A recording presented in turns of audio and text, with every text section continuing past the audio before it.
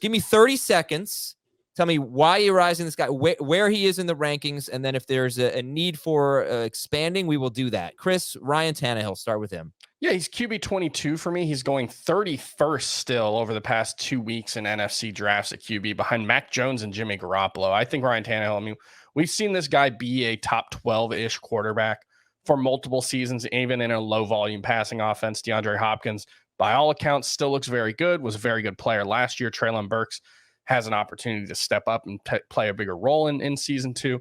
I just think we're burying this guy as a QB2. He's not someone you want in a 1 QB league, even necessarily as a backup. But I think it's a high floor play with a decent number of QB1 weeks. Agreed. Good. Yeah. Right. Rachaad White. Want to spend a little more time on this? Rachaad White, where'd you move him up to, Chris? He's still, I think, a fringe RB2 for me. Yeah, I have him 26 at the running back position. That's partially just like I really like David Montgomery. I still have DeAndre Swift ahead of him, but the going from being uncertain about what his role is going to be to getting some reports that Rachaad White is, viewed as the clear lead runner, and obviously the passing downs work if Chase Edmonds doesn't take it, which that report would be bad. He's moved up from like a dead zone RB3 to a fringe RB2 with room to continue moving for me. All right. How about Joe Mixon? Where'd you move Joe Mixon up to? Joe Mixon, I'm mostly just trying not to move him too far up. But ever since he got his contract situation settled, I don't really see a reason why he shouldn't be viewed in that RB1 discussion. We know how valuable that role is going to be. We saw Samaje Perine be a must-start player in that offense. I don't have any faith in any of the various 5th-round pick backup running backs that they've got. So I just think Joe Mixon, I think, was 3rd in the NFL in green zone touches last season at the running back position. Wasn't efficient converting them, but we saw a 12 touchdown season from him, I think, 2 years ago. I just think there's 250 carry, 75 target. That's not even the upside. I think that's kind of the floor for Joe Mixon, and double-digit touchdowns with just a little bit of better variance than last season. He had the most depressing season where he averaged just over 17 PPR points. Right, like this is a guy who was a must-start fantasy running back, and we've gone from like, oh, wow, Joe Mixon's the most talented running back in the NFL, to now it's just like, he's done, he's a scrub, nobody cares. And it's like, it doesn't really matter. It's a great offense. There's no competition for touches, and they used him in the passing game a ton last season. So I don't know. The vibes were bad early in the offseason, but now that we know he's going to be there, I don't see any reason he shouldn't be a top 12 running back. And you're not lying about the passing game. He was 4th among all running backs in targets per game, 6th in PPR points per game. A lot of that comes from that one matchup, week 9, 55.1 points. Yep. Without that game, it's not a great fantasy average, but that doesn't mean that he can't be a little more consistent this year. Right. 3 straight seasons over 15 PPR points per game. Yeah, I did the Flex League draft with Jamie and Jay Seeley this weekend, and Joe Mixon was my 3rd round pick. I'm thrilled to get him at the end of the 3rd round. I will literally do that every time I draft. I'm good with that. Round 3. Oh, I take him. I think he's a 2-3 turn pick. I like Mixon better than Ramondre Stevenson. Yep. I don't know how you guys. Not yet. I think it's a certainty that the Patriots are going to sign a running back. So is it going to be someone who actually matters? Cook would matter, obviously, if it's Fournette or Zeke or something like that. I don't know how much that would matter, but I don't see why it takes Stevenson over Mixon, except you could say that Stevenson's a better player than Mixon, which is not a small deal. But I hope Mixon can just be better. I hope their offensive line can be a little bit better. It should be. Yeah, it should be. They have to figure out right tackle, but they should be better at left tackle for sure. Yeah. Kind of a small issue at quarterback for them, too. I don't know if you heard. No, it's 6 weeks to recover. He'll be fine. Hopefully he'll be fine. Listen, a lot of people might be upset about taking Mixon in round 3. If you see his name in round 4, I don't see how you can't be like at least willing to take the chance on him again if he's there. By the way, we say rounds. We're always talking about 12-team leagues. So you might see round 4 in a 10-team league. Yeah. Very, very, very possible. Okay, moving on here. Back to Chris's list, which I did have in front of me briefly. Chris, who's your next rankings riser? Chris Godwin, who we talked about plenty already. We don't need to spend any more time on him. So I'll go with Brandon Aiyuk, who I've moved up to wide receiver 30. I've talked a lot this offseason in the FFT newsletter about the 49ers math problem, and it's a really hard one. And like, I just saw a report, hey, could Christian McCaffrey have 1,000 season? And it's like, well, if that happens, everybody else in that offense is not going to be worth drafting at their prices. But it's just hard to get around the constant drumbeat with Brandon Aiyuk. We saw it last training camp that he was just clearly the best player in the offense. I don't know if I believe he's the best player. Deebo Samuel's pretty good, but man, Brandon Aiyuk's just really good. And I want to have some, what I moved him up mostly because I just realized I wasn't drafting him at all. And I want to have some exposure to the possibility that like Deebo Samuel gets hurt and misses 12 games and Brandon Aiyuk's a fringe wide receiver 1. You know, like I think that's well within the realm of possibility. Where are you taking him? Like 6th round, 5th round sounds. Okay. Is that too optimistic? I feel like round 5. This is going to sound dopey, but I think round 5 is just too soon, too rich for my blood. But round 6, if I felt like you felt, I would take him there. Yeah. Aiyuk we're talking about here. So I think Aiyuk versus Marquise Brown is really interesting. I've got him back to back, and I am so unexcited about Marquise Brown, but it's a volume play. That's an offense that I think needs Marquise Brown to be available and productive, especially on short routes. And we've seen Brown get that job done before. Aiyuk is explosive. He's having a great camp, all that stuff. The headlines are great. Here, the math problem that Chris referenced, I also recently wrote a story about the 49ers offense. 5 games last year, including the playoffs, where Purdy's healthy, McCaffrey's healthy, Kittle's healthy, Debo's healthy. Aiyuk averaged 3.2 catches per game, 9.6 PPR points per game. I think it would make sense that the 49ers would want to get him more involved in the offense and that they tilt targets more toward him and away from Kittle and other peripheral players in that offense. I think that's what has to happen. Either that or else an injury to Debo or McCaffrey for Brandon Aiyuk to really hit that potential. Yep. It's what keeps me from taking him in round 5. I can't do it. Well, I do think one thing in Aiyuk's favor is that Kittle, McCaffrey, and Debo, at least 2 of them, you could throw the injury-prone tag on, right? It's hard to imagine all 3 of them staying healthy. Maybe Aiyuk is less injury-prone, maybe. It depends how you feel about that. He's super interesting. But just to sum it up, when all the guys were healthy and they were playing with Brock Purdy, it was Deebo Samuel who was getting 4 targets, you know. And I think his target share in those games was like 26%. Kittle's the one I'm really concerned about. His target share in the games where they were all healthy, I think was 11.5%. Right. Kittle had 4.2 per game. Debo had 6.8 per game. And Debo also had 3.2 carries per game. And Aiyuk had 23 targets in 5 games. So, all right, moving on back to Chris's list here. We had Aiyuk and we have 2 rookie.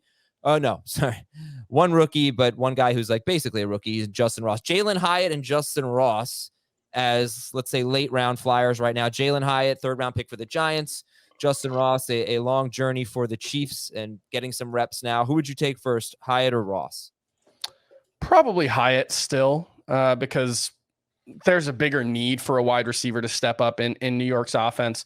The one thing that's funny is like I saw a stat that was like all of Daniel Jones completions to all of his wide receivers in 11-on-11 drills. And like Jalen Hyatt was actually like 5th or 6th on that group. He's only had 4 completions, but it's like apparently every single one of those completions has been tweeted out by the Giants official account and has gone like minorly viral because I've seen so much about him. Same with Justin Ross, where it's not exactly clear either of these guys is going to even be a starter on their teams, but the roles are very ambiguous in those passing games. There's an opportunity for both of these guys. They're showing flashes.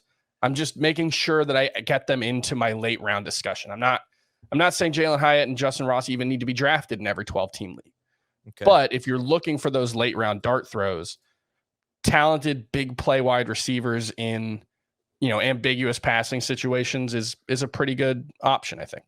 All right, Dave, let's talk about your rankings risers here. Yeah. Yay. James Cook. Okay, let's do a 30-second recap. Where'd you move him and why? He is in the round 6 range, and in PPR, I'm fighting myself on putting him in round 5. I am getting excited about him. Loved how excited Josh Allen was talking about James Cook and saying without being prompted that he's, quote, going to take a large portion of the carries, and in the pass game, he's going to be kind of a dual threat guy for us. And I think this is one of the ways that Buffalo is going to try and diversify their offense is by using James Cook in the passing game. Very worried about his touchdown production, but 1,000 total yards and maybe 40 to 50 catches on top of that. I'm willing to take the chance on him in round 6 as a low end RB2 in PPR. He's going to fall farther in non PPR. David Montgomery or James Cook? I've got Cook one spot ahead of Montgomery in PPR. Montgomery clearly ahead of him in non and half. DeAndre Swift or James Cook? Cook. Chris? I'm kind of not a Swift guy because I'm slow. I'm big. Yeah, totally. Chris, my 40 time is like 10 seconds. All right, Chris, who you got? James Cook or Montgomery? And big Taylor Swift guy. I know that. Montgomery pretty clearly for me with over Cook. Swift, I think, is a little closer. Montgomery is just, I think that there's a high floor in that offense. But man, if Gibbs isn't, a really good player right away, or if he gets hurt, I just think Montgomery has top 12 upside in this offense. I think he's going to be a part of the passing game. But if Gibbs misses time, Montgomery could be a 60 catch guy. He's been a good pass catcher in his career. He's a good pass blocker, all that stuff. So I think the upside and the path to RB1, I think there's basically no path for James Cook to finish as a top 12 running back this season. That's just in that offense, it's basically impossible. Montgomery, right. I can see a pretty clear path. Dave, Brian Robinson, Rachaad Penny, I think we covered them. Is there anything we did. You can rewind 15 minutes and hear about both of them. Who do you prefer, Robinson or Penny? I believe I have Robinson ranked higher. All right, because I think you can stay healthier. Sorry, stay healthier. Christian Watson. So he's one of 2 Packers receivers that's been making plays consistently in camp. They had a scrimmage as part of their Packers family night, and I like that Jordan Love was making plays off schedule, and that always helps with somebody like Christian Watson who can make plays after the catch, whether it's a deep ball that travels 30 yards and he catches it and runs the rest of the way for a touchdown, or he takes a short crosser in for a touchdown, which he did last year with Jordan Love. I'm targeting him around 50th overall. I'm hoping to get him on my teams as a high upside wide receiver too.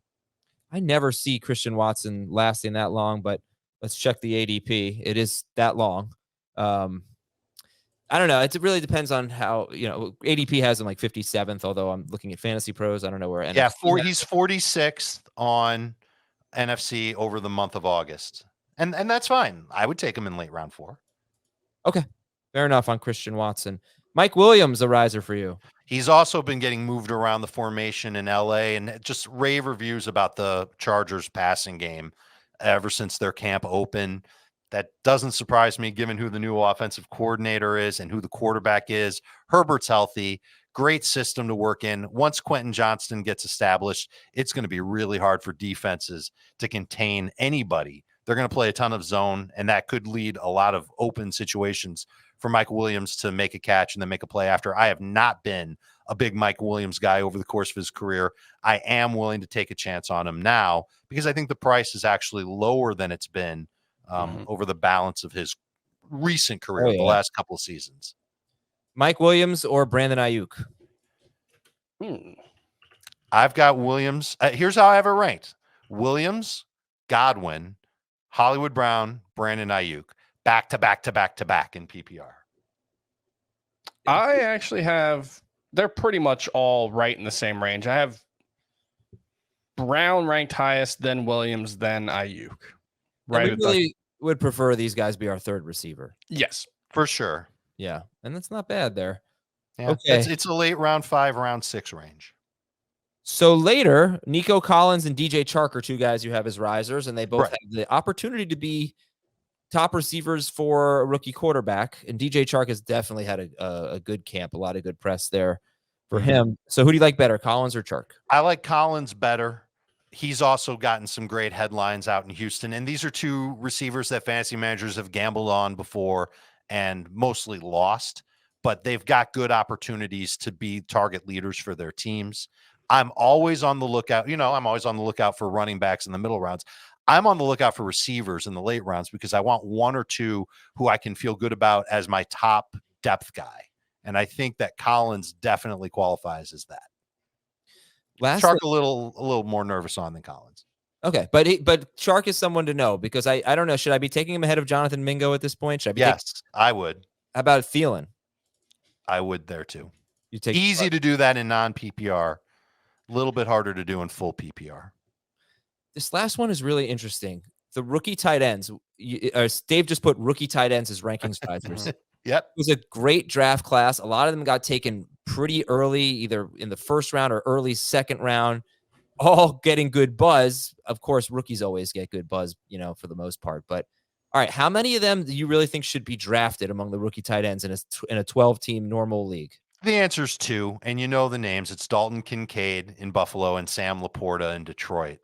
But there's a third one that started to make waves, and it's one we really haven't talked about. It's Luke Musgrave, who's been fitting in with the Packers passing game. And we know that in that system that they run, they've always used a tight end as a target there, not necessarily making him fantasy relevant. And I don't think that Musgrave's going to get drafted in every single 12-team league, but it's a name to know, especially in tight end premium. The other two guys, great reviews for both of them. They're already playing with their first-team offenses. I believe Kincaid opened camp with the first-team offense, and Laporta followed soon thereafter. Laporta is a play on the early part of the season. Without Jameson Williams there, maybe he sees an uptick in targets. He's someone that you just start your season with as a streamer. Same thing with Kincaid. I would take Kincaid first.